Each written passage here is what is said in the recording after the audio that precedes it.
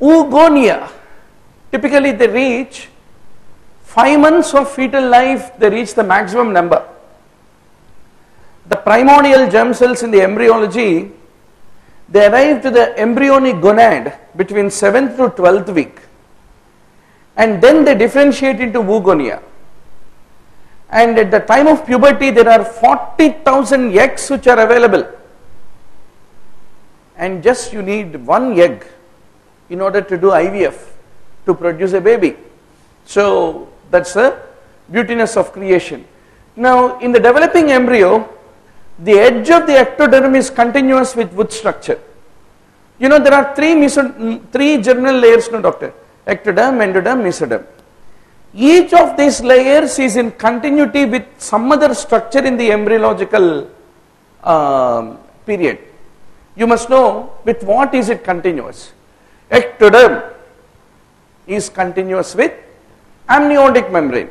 Endoderm is continuous with the lining of yolk sac, and mesoderm is continuous with extraembryonic mesoderm, is what you have to ultimately remember. Uteroplacental circulation, when will it become typically established? So we should know that at the end of the first month, internet connection will be available for the fetus. Mother and baby get connected. Until then they are with Wi-Fi.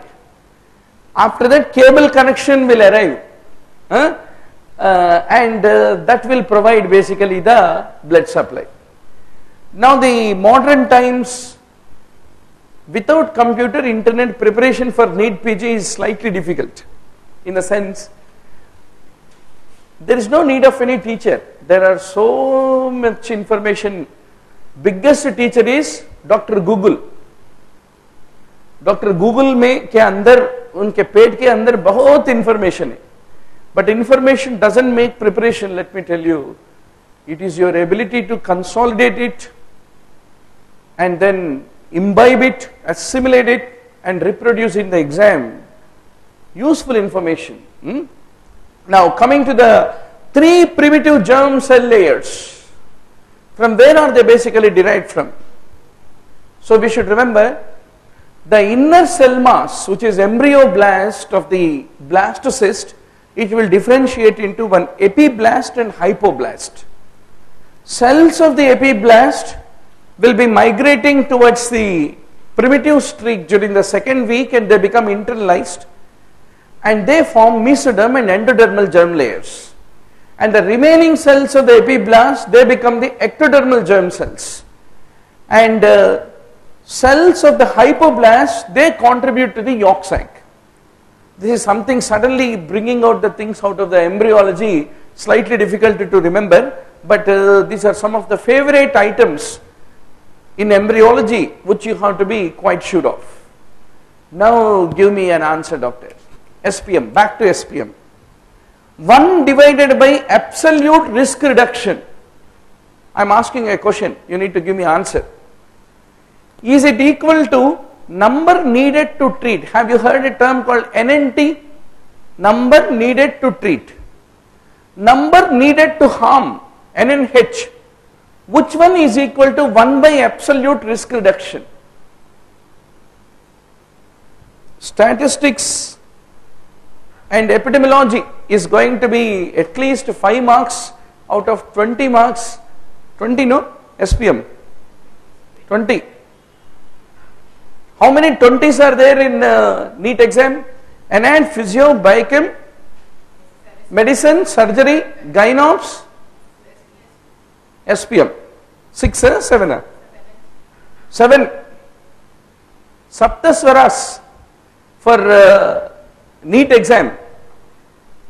Like Sarigama Padanisa, you must be ready to, like a Veena, you must be ready to vibrate to the answers for the questions in the 7 subjects are going to rule your life. Tell me, doctor, who will give me the correct answer? Let me check. NNH is an answer from Vizag.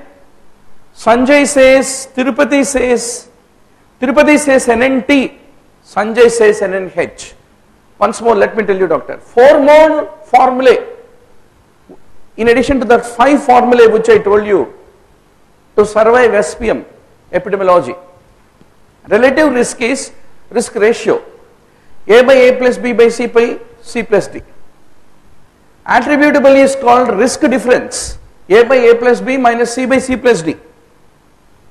The number needed to treat is 1 by absolute risk reduction, number needed to harm is 1 by attributable risk. So these are the 4 important, 4 more formula. Why I am telling it is, if you don't get time in the last moment, at least this 9 formulae, 1 formula is bound to come in the tomorrow's exam. So which you need to be very sure about. So my job is mainly the granny's job. A granny, while the grandchild is going to the school, will set him a little food in the little tiffin box and say that though they serve food in the school, please also carry this, you may suffer hunger. So last moment feeding through this mock test idea is to give you those little minimums. Even if you don't get time to read, I hope you will recollect and then be able to answer in the exam in the short time available. Paraxial mesoderm, what is the main role of it? Typically, doctor, if you look at the muscles of the extremities, they form from the somites that are derived from the paraxial mesoderm. Whereas the bones, tendons, connective tissues of the extremities, they are all derived from somatopleuric mesoderm, is what need to be remembered. Then intermediate mesoderm gives rise to the urogenital system and the adrenal cortex, and adrenal medulla is derived from the neural crest. This is a favorite question of the examiner. What are the neural crest derivatives? The list of some 8 to 10 structures which include adrenal medulla, we are going to remember for the tomorrow's exam. Now coming to the masseter and the muscles of mastication, they are all derived from the first branchial arch and they are innervated by the special visceral efferents which come from the nucleus ambiguous, is what I want to underscore to all of you. Now for the linkage of the intermediate filament network of the cells to the basal lamina, which important structure is responsible? It is the hemidesmosome. So Jonah adherens, occludens, hemidesmosome, macula adherens, all these microscopic intercellular or intracellular structures. You have to be 100% sure. Now doctor, microtubules, where do you find a triplet arrangement? Classically in the case of the centrioles, there are 9 microtubule triplets arranged together by the linking protein like a cartwheel arrangement, which is a very classical feature which need to be understood. Now, where will post-translational modification occur? Hydroxylation of the proline in the collagen is an example of a post-translational modification. Typically it is the rough endoplasmic reticulum is the location where hydroxylation, reduction, sulfation, all these post-translational modifications occur is what need to be understood. Why the myelinated fibers can conduct the nerve impulse faster? Because of the nodes of Ranvier. What is the importance of nodes of Ranvier? Basically for the conduction of the nerve impulse, what should occur? Depolarization, which is the opening of the sodium channels. And this all sodium channels are located only at the node of Ranvier. And internodal area mein there is no sodium channel. Hence the impulse has to jump from one node to other node, and jumping always makes transmission faster. Hence myelinated fibers with nodes of Ranvier with the sodium channels localized only at the nodes of Ranvier makes the myelinated fibers to transmit the impulses faster, is what need to be remembered. Now doctor, let me wake you up from the sleep. This week is all focus on formulae for the exam.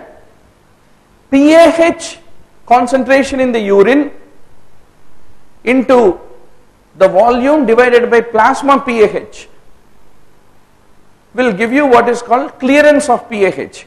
It is an important indicator of which of these four?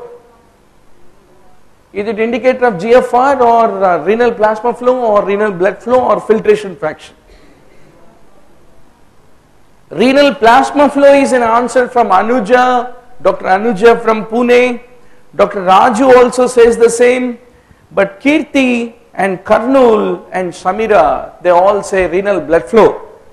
Anybody would like to venture out with GFR from Nampally? Nobody? Your answer is also? Effective renal plasma flow, very good. So the 5 renal formulae to survive the NEET PG physiology, which you are going to remember. Inulin clearance is a marker of GFR. Always what is meant by clearance?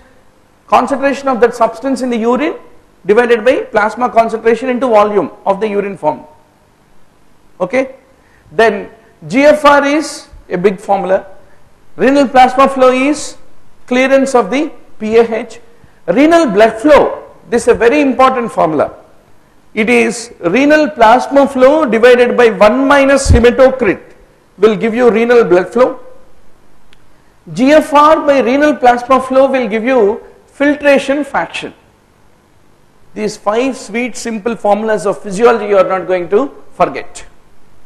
What is the ESF value of a normal individual in comparison to the body mass is a very interesting question. 60% of the body mass is water, doctor. We are a 100 kg guy, means we are carrying 60-liter water tank wherever we are walking. Now, out of this, 1/3 is extracellular, 2/3 is intercellular. So, out of 60%, 1/3 is 20% of the body mass is ECF and 40% of the body mass is intercellular. Then out of the ECF, what is the division? 80% of the ECF, otherwise 15% of the body mass is interstitial, and 20% of the ECF or 5% of the body mass is plasma. So more easy is, first remember 60% is body mass is water. Out of that, if you remember 1/3, 2/3. ECF, ICF, must, too much for entrance. Unless examiner is very cruel, if he says what percentage of the body mass is plasma, don't worry at this hour, because we can't remember everything.